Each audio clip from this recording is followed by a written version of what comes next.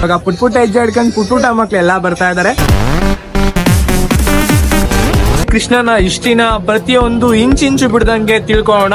ಕಮಾನ್ ಬನ್ನಿ video continue ಮಾಡೋಣ. Video short ಮಾಡೋಕ್ಕಿಂತ ಮುಂಚೆ ಸಕಲೇಶ್ಪುರದ್ದು ವೈಬ್ಸ್ ನ ನೋಡ್ಕೊಂಡು ಹೋಗೋಣ.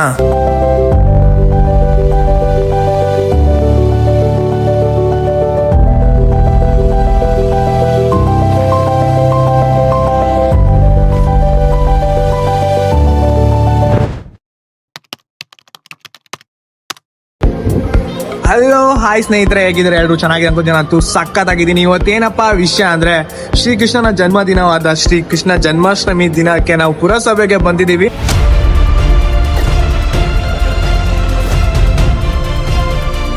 ಪುರಸಭೆಗೆ ಏನಕ್ಕೆ ಇವತ್ತು ಬಂದಿದೀವಿ ಅಂದ್ರೆ ಕೃಷ್ಣಂದು ಮತ್ತು ರಾಧೆದು ವೇಷ ಇದೆ, ವೇಷ ಇದೆ. ಸೊ ಅದಕ್ಕೋಸ್ಕರ ಬಂದಿದ್ದೀವಿ.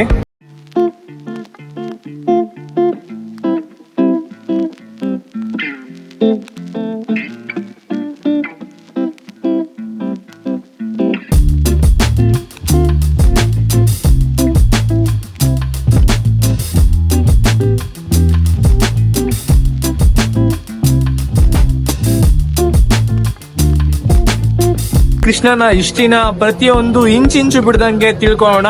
ಕಮಾನ್ ಬನ್ನಿ ವಿಡಿಯೋ ಕಂಟಿನ್ಯೂ ಮಾಡೋಣ. ಈ ಕತೆ ಎಲ್ಲಿಂದ ಶುರುವಾಯಿತು ಅಂದ್ರೆ ಮಧುರಾ ನಗರದಲ್ಲಿ ಉಗ್ರಸೇನ ಅಂತ ಒಬ್ಬ ರಾಜ ಇರ್ತಾನೆ.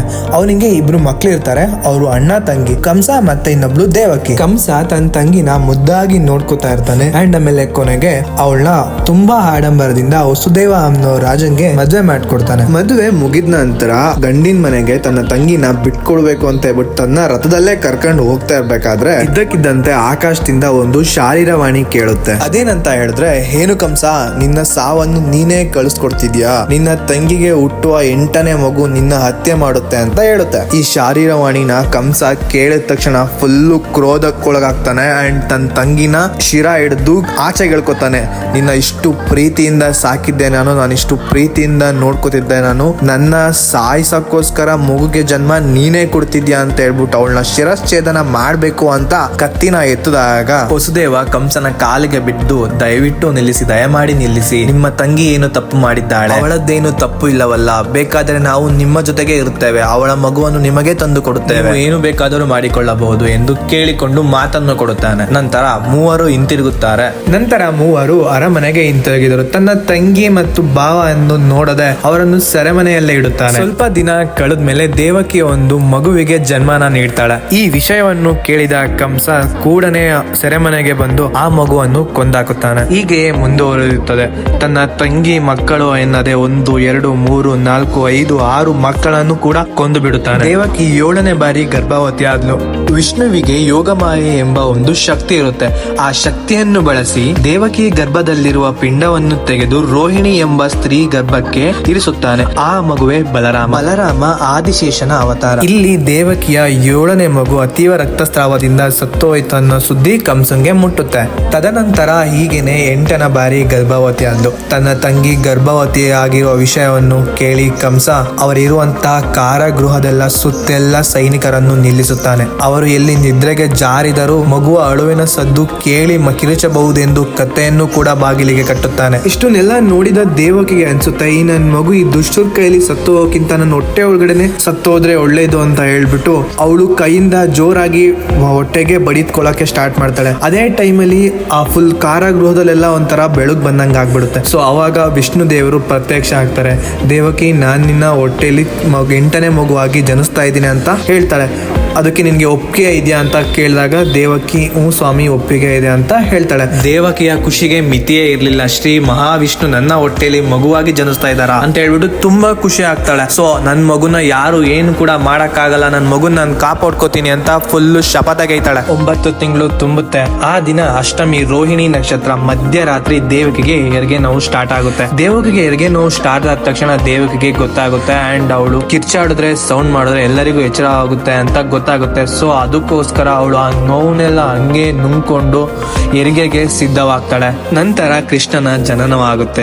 ಅತಿಯಾದ ಆಕರ್ಷಕವಾಗಿ ಸೌಂದರ್ಯವಾಗಿ ನೀಲಿ ಬಣ್ಣದಲ್ಲಿ ಪಳಪಳನೆ ಹೊಳೆಯುವಂತೆ ತುಟಿ ಮೇಲೆ ಕಿರುನಗೆ ಬೀರ್ತಾ ಅತ್ಯಂತ ಸುಂದರವಾಗಿತ್ತು ಆ ಮಗು. ಇದ್ದಕ್ಕಿದ್ದಂತೆ ಸೈನಿಕರೆಲ್ಲ ನಿದ್ರೆಗೆ ಜಾರುತ್ತಾರೆ. ಆ ಕಟ್ಟಿದ್ದ ಕೂಡ ಆ ಕತ್ತೆನೂ ಕೂಡ ನಿದ್ರೆಗೆ ಜಾರುತ್ತೆ. ಕೋಟೆಯ ಬಾಗಿಲು ಎಲ್ಲಾ ತೇರೋತವೆ. ಇವ್ರಿಗೆ ಕಟ್ಟಿದ್ದ ಚೈನ್ ಕೂಡ ಬಿಚ್ಚೋಗುತ್ತೆ. ಇದೆಲ್ಲ ವಿಷ್ಣು ಮಾಯೆ ಅಂತ ಹೇಳ್ಬಿಟ್ಟು ಅವರಿಗೆ ತಿಳಿಯುತ್ತೆ. ಅಂಡ್ ದೇವಕಿ ಕೊನೆ ಬಾರಿ ತನ್ನ ಕಂದನನ್ನು ಮುದ್ದಾಡಿ ವಸುದೇವನ ಬಳಿ ಅರ್ಪಿಸ್ತಾಳೆ. ಅವಾಗ ವಸುದೇವ ರೇಪಲ್ಲಿಯ ಕಡೆಗೆ ತನ್ನ ಮಗುವನ್ನು ಎತ್ಕೊಂಡು ನಡೀತಾನೆ. ವೇಗವಾಗಿ ನಡೆಯುತ್ತಾ ವಸುದೇವ ಯಮುನಾ ನದಿಯ ತೀರಕ್ಕೆ ಬರ್ತಾರೆ. ಯಮುನಾ ನದಿ ತುಂಬಿ ಉಕ್ಕು ಹರಿತಾ ಇರುತ್ತೆ. ಸೊ ಅಲ್ಲಿ ಹಣ್ಣಿನ ಬುಟ್ಟಿ ಒಂದು ಇರುತ್ತೆ. ಆ ಬುಟ್ಟಿಗೆ ಕೃಷ್ಣನನ್ನ ಹಾಕೊಂಡು ನಿಡಿ ಏನು ಆಗುತ್ತೆ ನೋಡಿ ಬಿಡೋಣ ಅಂತ ಹೇಳ್ಬಿಟ್ಟು ನೀರಿಗೆ ಇಳಿತಾರೆ. ನೀರಿಗೆ ಇಳಿದು ಹೋಗ್ತಾ ಹೋಗ್ತಾ ನಡೆದ ಕುತ್ತಿಗೆವರೆಗೂ ಬರುತ್ತೆ, ಕಣ್ಣವರೆಗೂ ಬರುತ್ತೆ, ಮೂಗವರೆಗೂ ಬರುತ್ತೆ, ಕೈಯವರೆಗೂ ಬಂದು ಕೈನ ಮೇಲ್ಗಡೆ ಎತ್ತಿಡ್ಕೊಂಡಿರ್ತಾರೆ. ಆಗ ಕೃಷ್ಣನ ಕಾಲು ನೀರಿಗೆ ಟಚ್ ಆದ ತಕ್ಷಣ ಯಮುನೆ ಎರಡು ಭಾಗವಾಗಿ ದಾರಿ ಸೀದಾ ಆಗ್ಬಿಡುತ್ತೆ. ಎರಡು ಭಾಗವಾದ ಯಮುನೆ ಮಧ್ಯದಲ್ಲಿ ನೆಲ ಕಾಣುತ್ತಿರುತ್ತದೆ.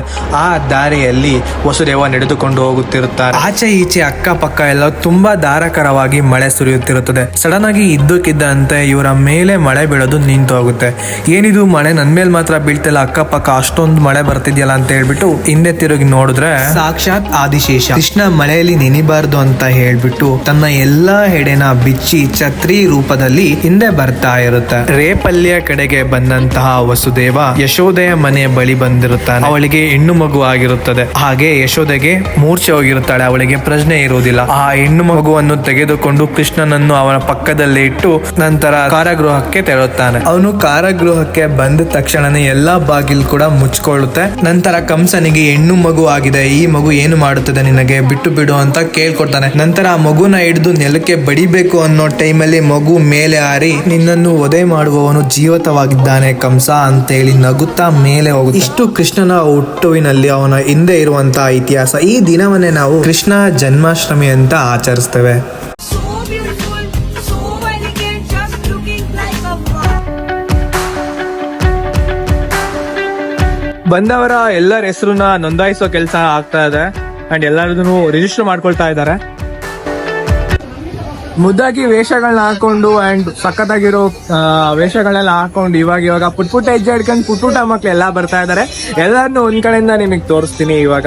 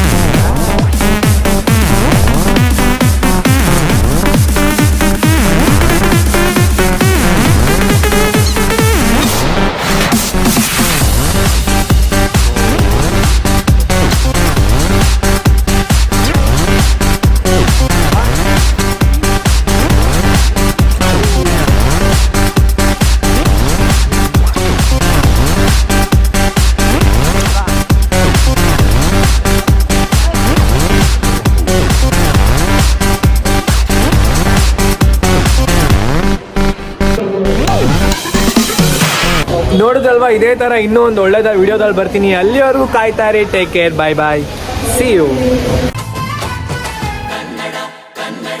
ಅವ್ವ ಕಣ್ಣು ನಮ್ ಜೀವ